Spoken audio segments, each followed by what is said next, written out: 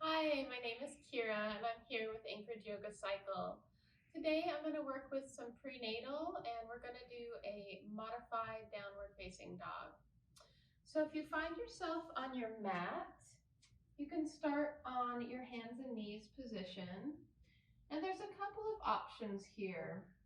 You could have your hands on blocks, but I tend to like to have my hands on the mat. So there's option number one. I'm going to go ahead and show it to you with the blocks off the mat, but no, that's an option. If you are using books at home, I wouldn't recommend those for this posture because there's going to be a forward pushing motion and they might slip over each other. So we find our foundation here. I'd like you to bring your hands about a hand or two distance in front of that first posture we were in with the hands and knees position.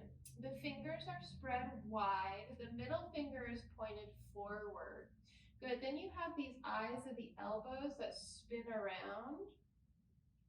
And I'd like those eyes of the elbows to face each other. And what that does is it puts the majority of the weight on these first three fingers rather than this outer edge of the wrist where we have these tiny bones that aren't really meant to hold that weight. Beautiful. So once you have that foundation, for prenatal, we want the feet and the legs to be wide so that we have some room for baby.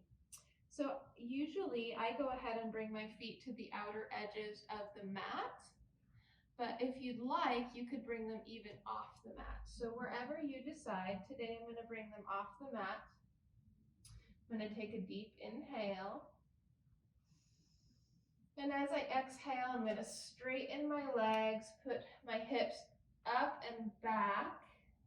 And if you feel the mat slipping underneath you, you don't feel comfortable, you can always bring the feet onto the outer edges of the mat here.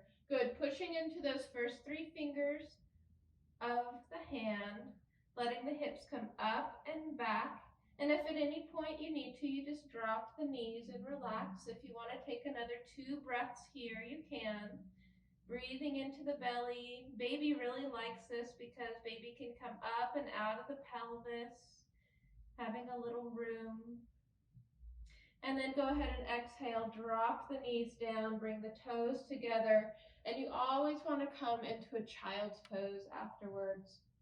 So if you need to, you can stack the hands for the forehead, or if you have room with the knees apart and baby here, you can then bring the arms forward and the forehead down to the ground.